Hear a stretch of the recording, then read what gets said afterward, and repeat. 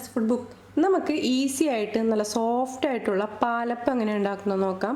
അതിന് വേണ്ടിയിട്ട് ഞാനിവിടെ കറക്റ്റ് 1 കപ്പ് പച്ചരി എടുത്തിട്ടുണ്ട്. 250 ml കപ്പാണ് കേട്ടത്.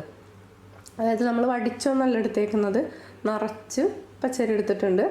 അപ്പോൾ നമുക്ക് ഇതൊന്ന് നന്നായിട്ടൊന്ന് കഴുകിയതിന് ശേഷം ഒരു 4 മണിക്കൂറൊന്ന് വെള്ളത്തിലിട്ട് വെക്കാം.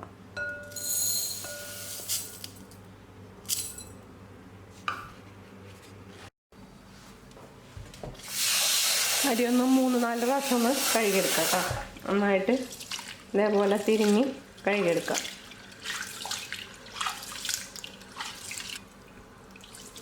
ഇതേപോലെ ഒരു 3-4 തവണ ഇതേപോലെ തന്നെ കഴുകിയെടുക്കാം.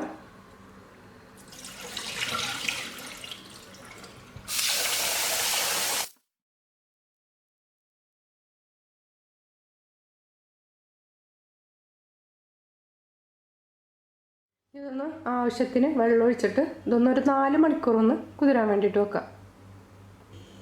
അപ്പോൾ അരി വെള്ളത്തിലിട്ട് വെച്ചിട്ട് 4 മണിക്കൂർ കഴിഞ്ഞിട്ടുണ്ട്. ഞാൻ എങ്ങനെയാണ് പാലപ്പത്തിന് വേണ്ടിയിട്ട് കൂട്ടി വെക്കാൻ നോക്കാം. ഇനി ഒരു മിക്സിയുടെ ജാറിലേക്ക് കഴുകി വെച്ചിരിക്കുന്ന അരി ഇട്ട് കൊടുക്കുക.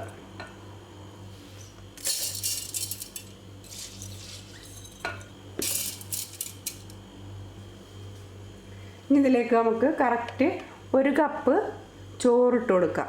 250 ml കപ്പിൽ 1 കപ്പ് ചോറ്. പിന്നെ ഇതിലേക്ക് വേണ്ടത് 1 കപ്പ് തേങ്ങ. അപ്പോൾ നിങ്ങൾ ഏതളവിലാണോ അരി എടുക്കുന്നത് ആ അളവിൽ തന്നെ ചോറ് കൊടുക്കുക. അതേപോലെ തന്നെ തേങ്ങ എടുക്കുക. തേങ്ങ ഇത്തിരി കുറഞ്ഞു പോയാലും കുഴപ്പമൊന്നുമില്ല. പിന്നെ ഇതിലേക്ക് വേണ്ടത് ഈസ്റ്റ്. ഞാനിവിടെ ഇൻസ്റ്റൻറ്റ് ഈസ്റ്റാണ് എടുത്തേക്കുന്നത്. അതൊരു 1/2 ടീസ്പൂൺ ചേർത്ത് കൊടുക്കുന്നുണ്ട്.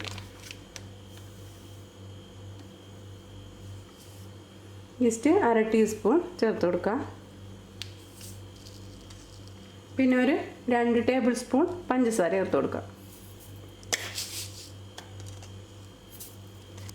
പിന്നെ ഇതിലേക്ക് വെള്ളം ഒഴിച്ചു കൊടുക്കുക.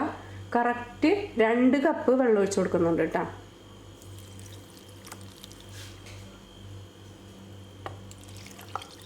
അപ്പം നിങ്ങൾ എടുക്കുന്ന കപ്പിൽ തന്നെ വെള്ളത്തിൻ്റെ അളവും ചോറിൻ്റെയും അതുപോലെ തന്നെ തേങ്ങയുടെ അളവൊക്കെ അങ്ങനെ എടുക്കാം. അപ്പോൾ കറക്റ്റായിട്ട് നമുക്കൊരു അളവ് കിട്ടും. അപ്പോൾ ഞാനീ പറഞ്ഞ അളവിൽ ചെയ്യണമെന്നുണ്ടെങ്കിൽ ഈ മാവിൻ്റെ കറക്റ്റ് പരുവായിട്ട് കിട്ടും കേട്ടോ. അപ്പോൾ നമുക്കിതൊന്ന് അടിച്ചെടുക്കാം. പിന്നെ ഒരു പാത്രത്തിലേക്ക് അടിച്ചു വെച്ചിരിക്കുന്ന കൂട്ട് ഒഴിച്ചു കൊടുക്കുക.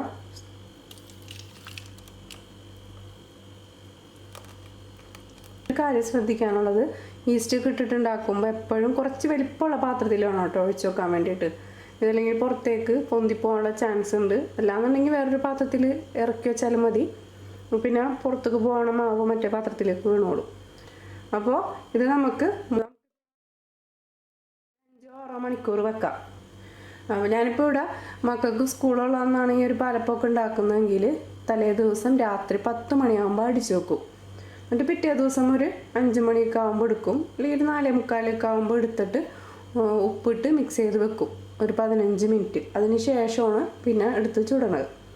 നമ്മളിതിൽ ചേർത്തിരിക്കുന്ന ഈസ്റ്റ് നല്ല ഫ്രഷ് ആയിട്ടുള്ള ഈസ്റ്റ് ആണെന്നുണ്ടെങ്കിൽ ഒരു 3-4 മണിക്കൂർ കൊണ്ട് തന്നെ നന്നായിട്ട് പൊന്തി വരും കേട്ടോ. അപ്പോൾ നിങ്ങൾക്ക് അപ്പോൾ ആ 4 മണിക്കൂറിന് ശേഷം ഉണ്ടാക്കാൻ പറ്റുമെങ്കിൽ ഉണ്ടാക്കുക. അതല്ല നിങ്ങൾക്ക് അപ്പോൾ ആ ഒരു 4 മണിക്കൂറിൽ ഉണ്ടാക്കണ്ടെന്നുണ്ടെങ്കിൽ നന്നായിട്ട് മിക്സ് ചെയ്തതിന് ശേഷം ഫ്രിഡ്ജിലേക്ക് എടുത്ത് വെക്കാം കേട്ടോ. ഇപ്പോൾ രാവിലേക്ക് എടുക്കാൻ വേണ്ടി എന്തായാലും തലേ ദിവസമാണ് അടിച്ചു വെക്കാൻ പറ്റുള്ളൂ. അപ്പോൾ അതുകൊണ്ടാണ് തലേ ദിവസം അടിച്ചു വെക്കുന്നത്. അപ്പോൾ നമുക്കിനി മാവ് പൊന്തി വന്ന് നോക്കാം. ഞാനില്ലേ മാവ് നന്നായിട്ട് പൊന്തി വന്നിട്ടുണ്ട്. ഇതൊന്ന് നന്നായിട്ട് മിക്സ് ചെയ്ത് വെക്കാം. ഈ സമയത്ത് നിങ്ങൾ ഇതുണ്ടാക്കുന്നുണ്ടെങ്കിൽ ഉപ്പിട്ടതിന് ശേഷം നമുക്കിതൊരു 10-15 മിനിറ്റ് ഒന്ന് മാറ്റി വെച്ചിട്ട് നമുക്കിത് അപ്പം ഉണ്ടാക്കാം.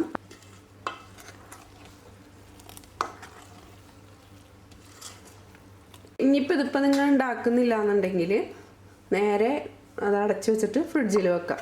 അപ്പോൾ നല്ല ഫ്രഷ് ഈസ്റ്റ് ആണെന്നുണ്ടെങ്കിൽ ഒരു 3 ദിവസം വരെ ഫ്രിഡ്ജിൽ വെച്ചാലും നന്നായിട്ട് പൊന്തി വരും കേട്ടോ. ഇതിലേക്ക് ആവശ്യത്തിന് ഉപ്പിട്ട് കൊടുക്കാം.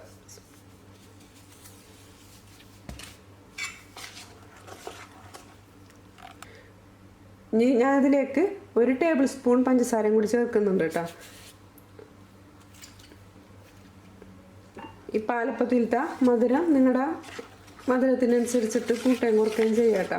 ഇതിൽ കൂടുതൽ മധുരം വേണമെന്നുണ്ടെങ്കിൽ കുറച്ചും കൂടി പഞ്ചസാര ചേർക്കാം.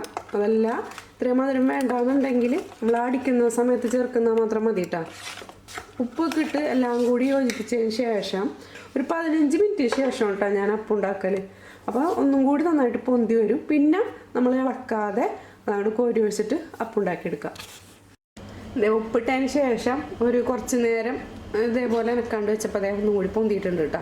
ഇനി ഇത് നമ്മളധികം ഇളക്കി കൊടുക്കേണ്ട ആവശ്യമൊന്നുമില്ല. ഇതേപോലെ തന്നെ അങ്ങോട്ട് അപ്പം ചുട്ടെടുക്കുക. അപ്പോൾ ഇതേപോലെ ചെയ്തിട്ടുണ്ടെങ്കിൽ നമ്മൾ ലാസ്റ്റ് വരെ നല്ല ഹോൾസുള്ള അപ്പം ഉണ്ടാക്കിയെടുക്കാൻ പറ്റും. അപ്പച്ചട്ടി വെച്ച് കൊടുക്കുക. അത് നന്നായിട്ടൊന്ന് ചൂടാക്കുക. ചൂടാക്കിയതിന് ശേഷം മാവ് ഒഴിക്കുന്നതിന് മുമ്പായിട്ട് തീ നന്നായിട്ട് കുറച്ചിടാം. ഫുൾ തീര് വെച്ചിട്ട് മാവ് ഒഴിച്ചു കൊടുക്കരുത് കേട്ടോ. ഇനി നമുക്കിതിലേക്ക് ഒഴിച്ചു കൊടുക്കാം.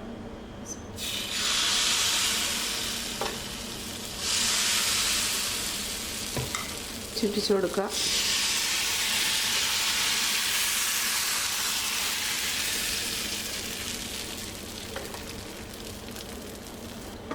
ഒരു മീഡിയം ഫ്ലെയിമിലിട്ടിട്ട് ഇതൊന്ന് മൂടി വെച്ചിട്ട് വെച്ചെടുക്കാം.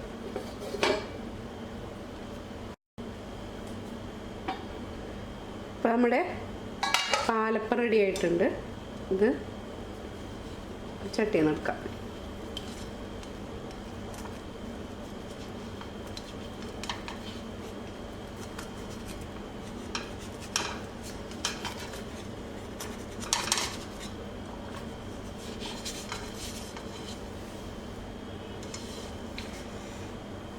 കണ്ടില്ലേ, നല്ല സോഫ്റ്റ് ആയിട്ടുള്ള നല്ലോണം ഓട്ടോട്ടൊക്കെ വന്നിട്ടുള്ള പാലപ്പമാണിത്.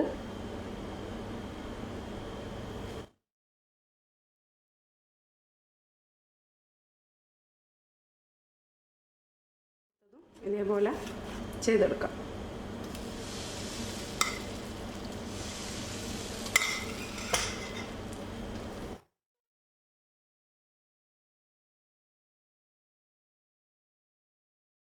നല്ല മൊരിഞ്ഞ പാലപ്പമാണ് വേണ്ടതെന്നുണ്ടെങ്കിൽ ഇതേപോലെ നമ്മൾ മൂടി വെച്ച് വേവിച്ചിട്ട് നമ്മൾ എടുക്കാൻ നേരത്തൊന്ന് തീ കൂട്ടിയിട്ടിട്ട് വേവിച്ചാൽ മതിയിട്ട്. അപ്പോൾ സൈഡൊക്കെ നന്നായിട്ട് മൊരിഞ്ഞ് കിട്ടും.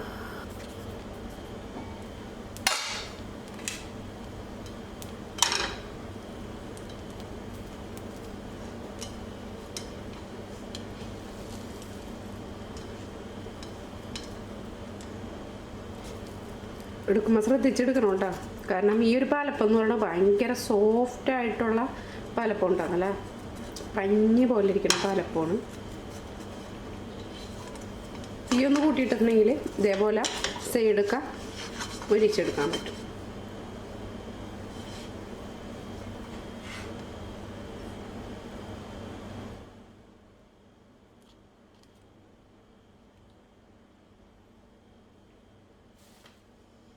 അപ്പോൾ നമ്മുടെ പാലപ്പം റെഡി ആയിട്ടുണ്ട്. ഇത് നല്ല സോഫ്റ്റ്, നല്ല വായിലിട്ടാൽ എലിഞ്ഞു പോകുന്ന പാലപ്പം ഉണ്ടത്.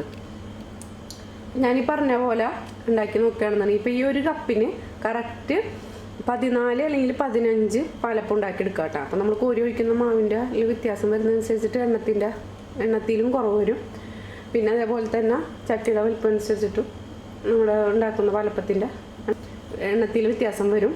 പിന്നെ ഈ ഒരു പാലപ്പം ഉണ്ടാക്കുമ്പോൾ ശ്രദ്ധിക്കേണ്ട ഒരു കാര്യം, ഇത് ചുട്ടിടുമ്പോൾ നമ്മൾ പാലപ്പം ഉണ്ടാക്കിയിട്ട് പ്ലേറ്റിലേക്ക് മാറ്റുമ്പോൾ ഇതെല്ലാം കൂടിയിട്ട് ഒരുമിച്ച് ചൂടോട് തന്നെ ഇട്ട് വെക്കരുത് കേട്ടോ. അപ്പോൾ ചിലപ്പോൾ ഒന്ന് ഒട്ടാനുള്ള ചാൻസ് ഉണ്ട്. കാരണം ഇത് ഭയങ്കര സോഫ്റ്റാണ്, അത്രക്ക് സോഫ്റ്റാണ്. നമുക്ക് കണ്ടാലറിയാൻ പറ്റുമല്ലോ.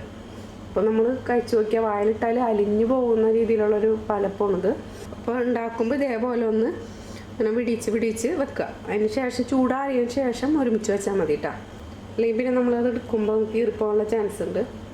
ഏത് കപ്പിലാണോ നിങ്ങൾ അരി എടുക്കുന്നത് ആ കപ്പിൻ്റെ അളവിൽ തന്നെ ചോറും അതേപോലെ തന്നെ തേങ്ങയും പിന്നെ വെള്ളത്തിൻ്റെ അളവും ആ ഒരു കപ്പിൽ തന്നെ അളവെടുത്തിട്ടുണ്ടെങ്കിൽ നിങ്ങൾക്ക് ഇതേപോലെ തന്നെ നല്ല സോഫ്റ്റ് ആയിട്ടുള്ള പാലപ്പം ഉണ്ടാക്കിയെടുക്കാൻ പറ്റും കേട്ടോ.